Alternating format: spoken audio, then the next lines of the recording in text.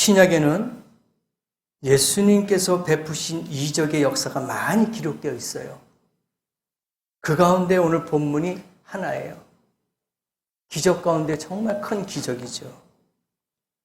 그래서 오늘 이 사복음서에 모두 기록되어 있을 정도로 중요한 의미를 갖고 있단 말입니다.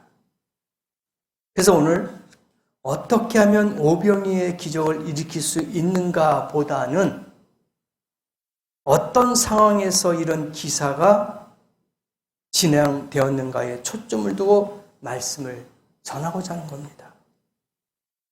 하나님의 기적은 구약시대나 지금이나 변한 것이 없고 신약시대나 지금이나 다를 것이 없습니다. 단지 다른 것이 있다면 문화의 차이일 뿐이에요. 많은 사람들이 생각하기를 하나님의 능력은 구약이나 신약시대에 나타난 것이지 지금은 그런 기적이 없다. 그렇게 이야기해요. 그것도 맞는 말이에요. 왜냐? 그때 당시 이스라엘 백성들이 애굽에서 홍해바다로 나오는 거예요. 가나안 땅에 가기 위해서는 그 홍해바다를 건너야 돼요. 근데 지금은 홍해바다를 건널 이유가 없어요. 시대가 변했잖아요.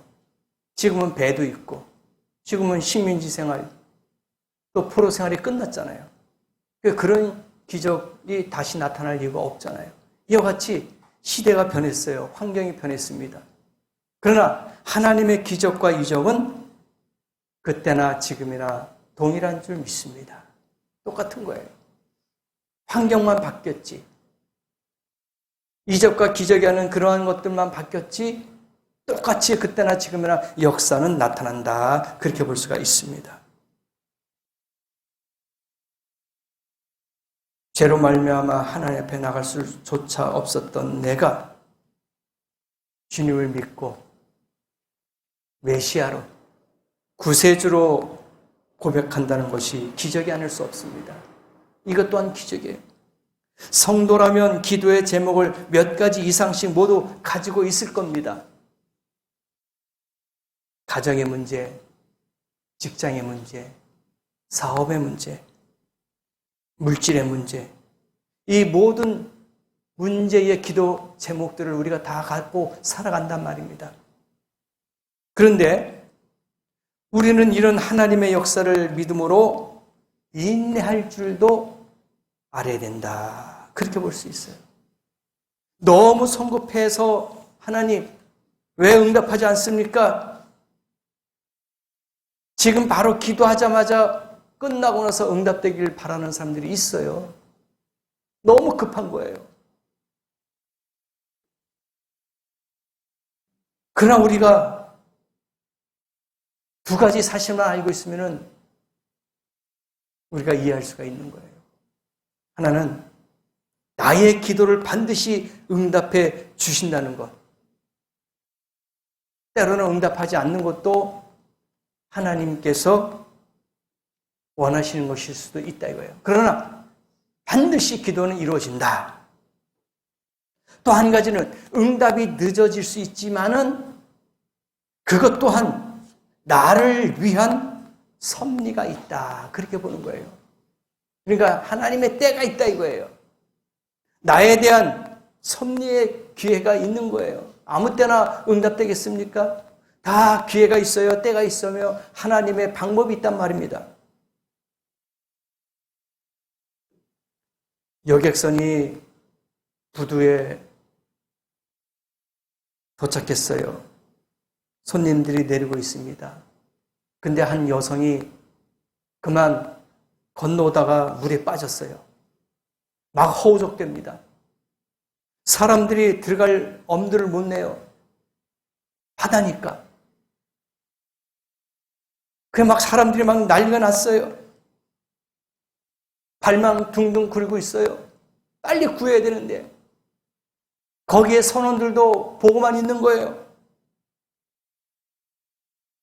그래서 사람들이 막 선원들을 야단칩니다. 왜 지금 들어가지 않고 구하고자 하는 그런 자세도 취하지 않느냐 막 야단치고 난리가 났어요. 그때 여자는 물속에 들어갔다 나왔다 들어갔다 나왔다 계속 그럽니다. 마지막으로 세 번째 물속에 들어갔다 나올 때 한 명의 선원이 물속으로 뛰어들어갔어요. 그래서 그 여인을 구해냈습니다. 그래서 많은 여객 손님들이 이야기하는 거예요. 왜 일찍 들어가지 않았느냐? 왜 이렇게 당신들 무관심하느냐? 그렇게 했을 때 그 선원이 하는 말이, 물에 빠지자마자 들어가면은 내가 그 사람을 붙잡고 있을 때 초인적인 힘이 생겨서 같이 물속에 빠져 죽을 수밖에 없다 이거예요. 나를 붙잡고 살라고 그냥 발버둥 치면은 나도 죽는다 이거예요. 그러나 여자가 물속에 들어갔다 나왔다 들어갔다 나왔다 몇 번 하면은 힘이 빠져서 그 죽지는 않지만 그때 들어가서 구해낼 수가 있다. 그렇게 보는 거예요. 장마가 끝났어요. 강과 바다가 계곡이 물이 불어났어요.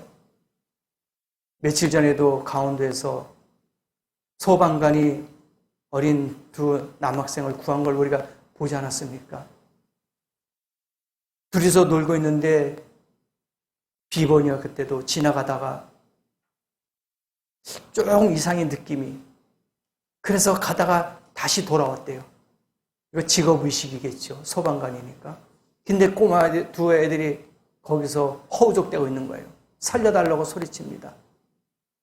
그래서 이 소방관이 들어갔는데 자기도 죽을 뻔했대요.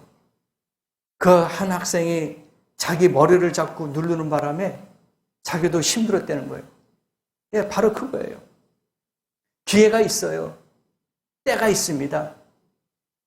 내가 지금 기도했다고 지금 응답되는 게 아닙니다. 물론 그러면 얼마나 좋습니까? 그러나 다 기한이 있고 때가 있다는 것을 우리에게 알려주시는 거예요. 그래서 우리는 기다릴 수 있는 그런 믿음도 이 시간에 필요하다 이겁니다. 그래서 하나님의 역사도 이와 같다라는 사실을 알아야 됩니다. 그래서 신앙인들은 오래 참음과 인내심이 필요해요. 그것이 성령의 열매예요. 오래 참음, 인내함. 조금만 더 인내하면 하나님이 응답해 주실 것인데 그것을 참지 못하고 조급할 때가 많이 있다는 거예요. 그래서 어떤 사람이 기도합니다. 하나님 지금 응답해 주세요. 투정 부리고 막 조릅니다. 지금 응답해 주세요. 왜 응답하지 않습니까? 지금 당장 응답해 줄 줄 믿습니다. 그러나 여러분, 그것은 내 생각이에요. 하나님의 생각은 또 틀립니다. 내 생각은 지금 간절히 부르짖고 지금 응답해 주세요. 하나님 왜 안 합니까? 하고 간구하지만은 그것은 내 생각과 내 방법이고 내 기준이에요.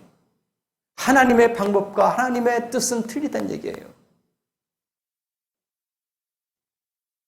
이제 조금만 더 기다리며 소망을 잊지 마십시다.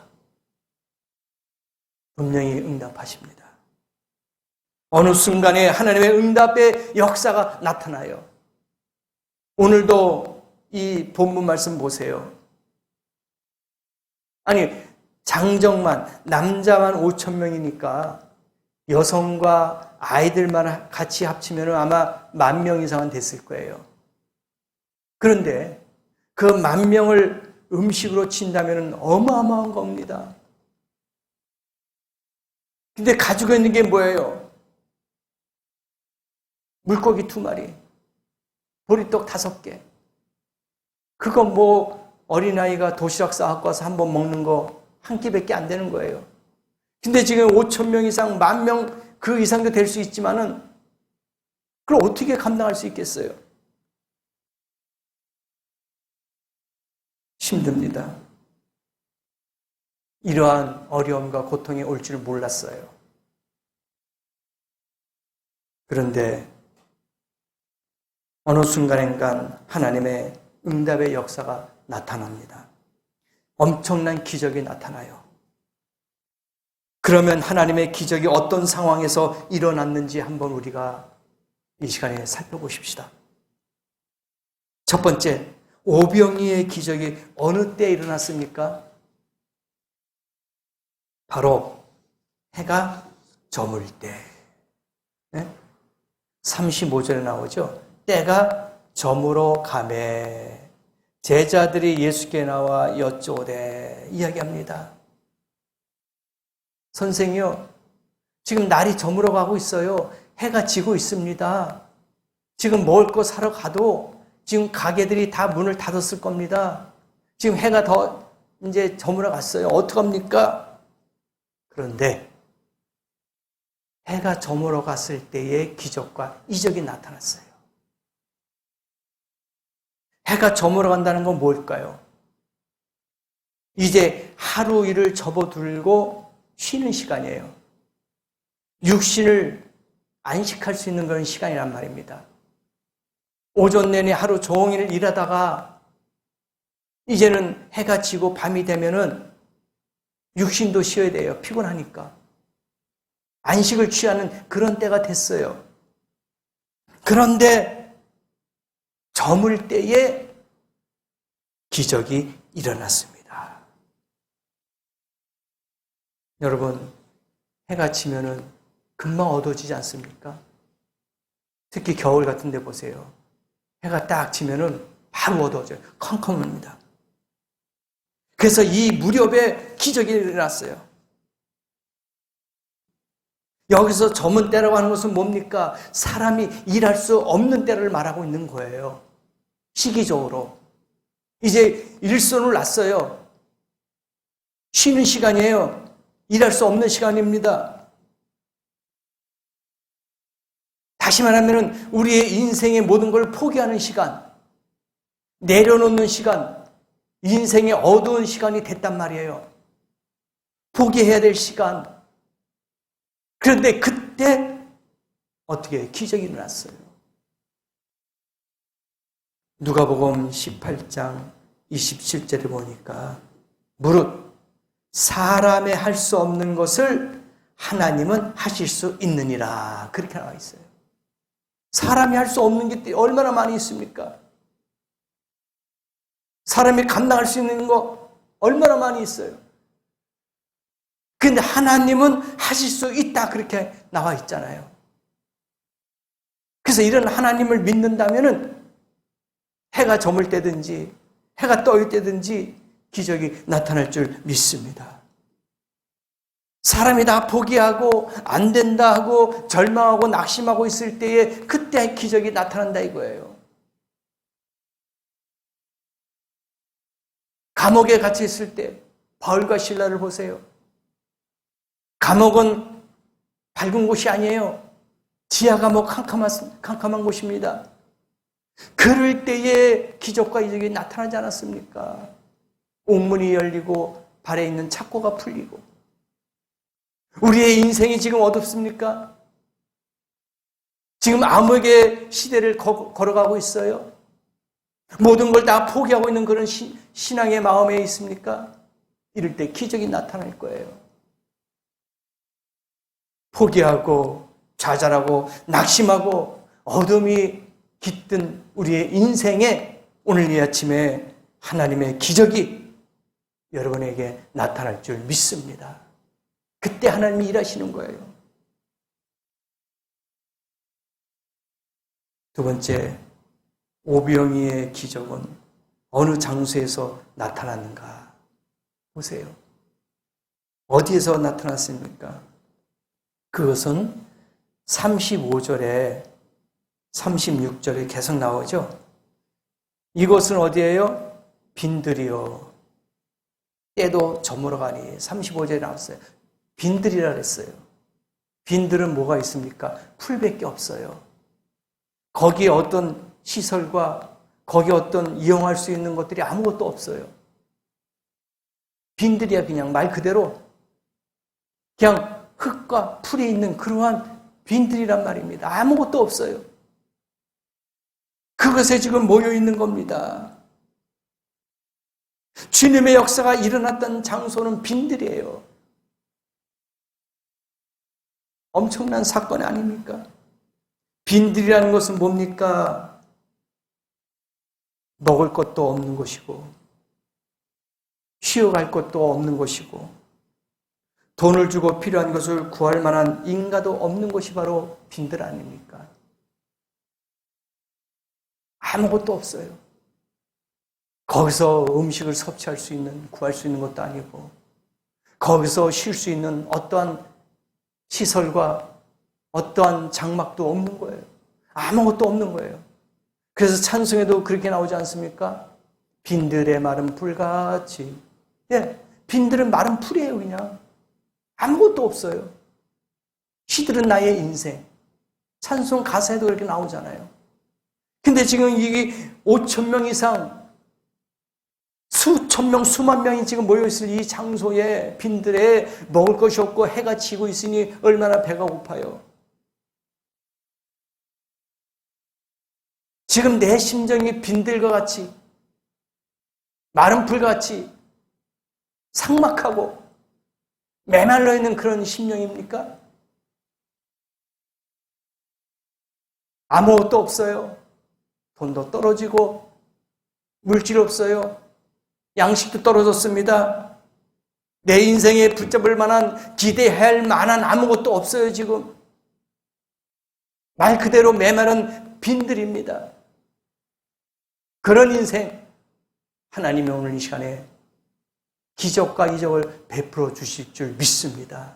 여러분의 심령이 아무리 메말라 있다 할지라도 모든 것을 포기하고 붙잡고 기대할 것도 없는 그런 환경일지라도 한 가지의 소망을 가지고 가십시다. 그것은 뭐냐? 바로 하나님의 큰 손이 이런 순간에 임할 것이기 때문에 우리는 소망을 갖고 있습니다. 포기하지 않습니다. 기적과 이적이 나타날 거예요.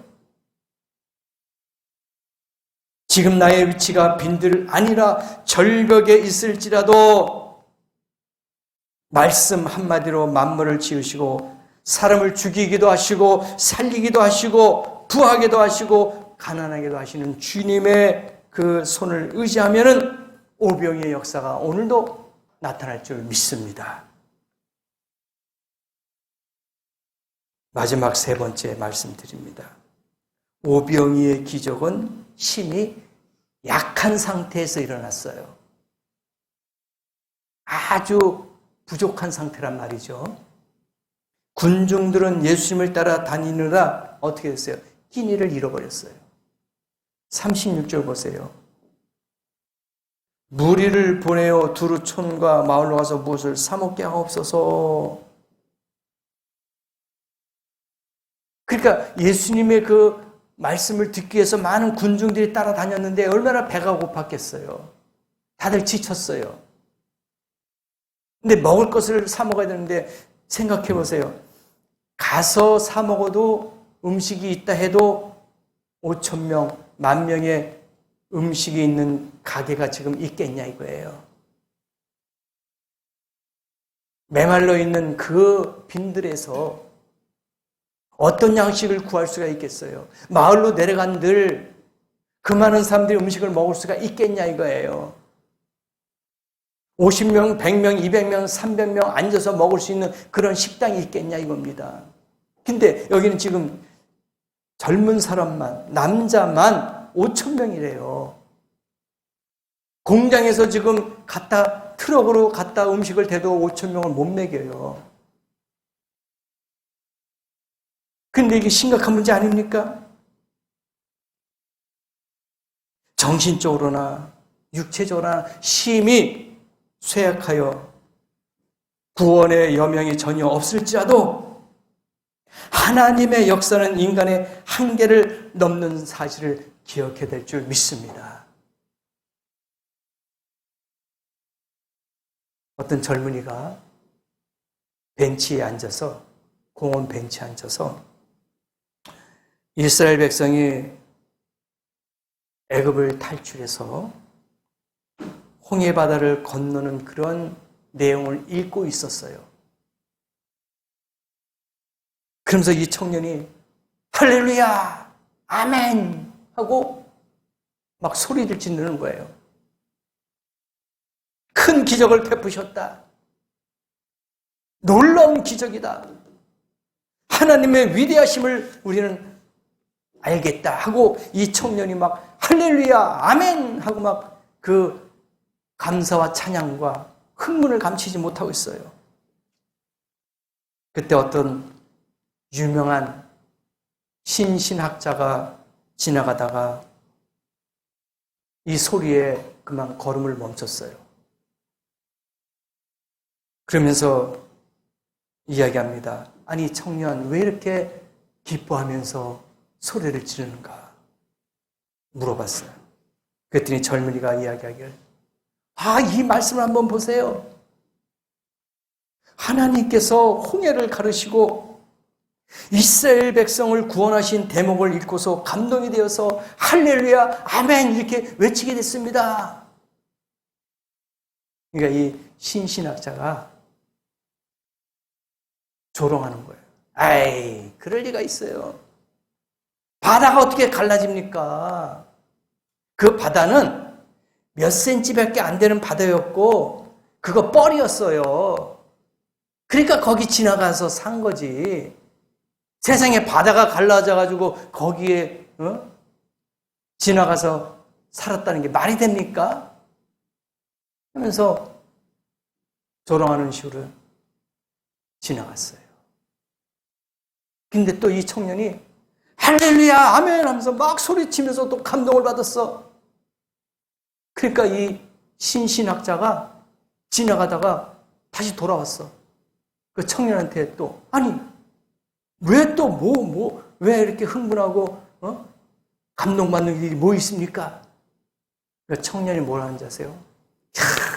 하나님 그거 몇 센치밖에 안 되는데 뻘이라고 했던 데서 어떻게 그 애굽의 군대들을 다 죽였는지 야 이거 기적이다. 기가 막힌 표현 아닙니까? 신신학자는 조롱하면서 몇 센치밖에 안 되는 그 바닷길이고 뻘인데 그 사람이 그냥 꼬맹이도 지나갈 수 있는 그 길인데 그게 무슨 기적이라고 그거 거짓말이라고 어떻게 바다 갈라지냐고 했는데 이 청년이 그냥 또 할렐루야 아멘 세상에 몇 센치밖에 안 되는 뻘에서 그 애굽의 군대들이 말 타고 와가지고 거기에 빠져 죽어요. 이게 기적이 아니고 뭐겠냐. 그렇게 청년이 이야기하는 거예요. 이게 놀라운 일 아닙니까? 그래서 하나님의 기적은 그 어떤 학문으로도 이해할 수 없는 것이다 이거예요. 그 능력을 일깨워 주시는 대화가 아니겠습니까? 하나님의 역사는 인간의 이성과 생각으로는 도저히 불가능한 상황에서 이루어진다는 사실을 믿으시기 바랍니다. 이게 기적이에요. 이게 하나님의 능력입니다.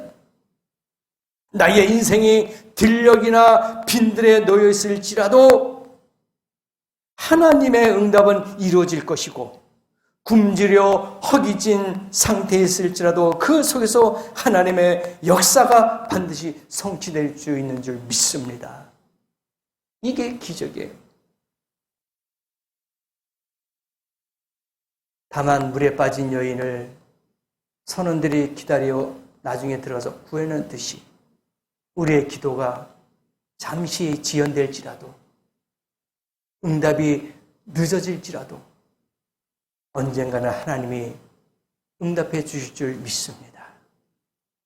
하나님의 때가 있어요. 기다리고 인내하는 자에게는 응답하심이 나타날 줄 믿습니다. 그러면서 내일의 소망을 가지고 내일의 믿음을 가지고 도약하는 성도 되시길 원합니다. 나라가 어렵습니다. 가정이 어려워요. 내 일터가 어렵습니다. 내 개인이 어려워요. 해가 저물어가는 어둠의 지금 상황에 처해 있습니다. 그러나 여러분 희망을 가지세요. 어둠이 있기 때문에 밝은 내일이 있지 않겠습니까? 오늘의 어둠이 더 깊어지고 더 어두워지면은 바로 밝은 내일이 빨리 다가온다는 사실을 깨달아야 될 줄 믿습니다. 밝은 내일을 기대하면서 우리의 힘들고 어려운 것, 암울했던 것, 포기하고 좌절하고 넘어져 있던 모든 것들 다시 하나님이 이적과 기적으로 일깨워 주실 줄 믿습니다. 실망하지 마시고 좌절하지 마시고 이 순간이야말로 주님의 역사가 시작되는 곳이다. 지금이야말로 하나님이 기적과 이적을 베풀어 주실 때다 하고 믿음을 갖고 있는 성도가 되셔서 일주일 동안도 여러분이 살면서 주님 앞에 기도한 모든 기도의 제목들이 응답돼서 하나님이 여러분을 사랑하시고 기적과 이적을 베풀어 주시는 하나님이라는 것을 깨닫는 복된 성도가 되시기를 예수님의 이름으로 축복합니다. 기도하시겠습니다.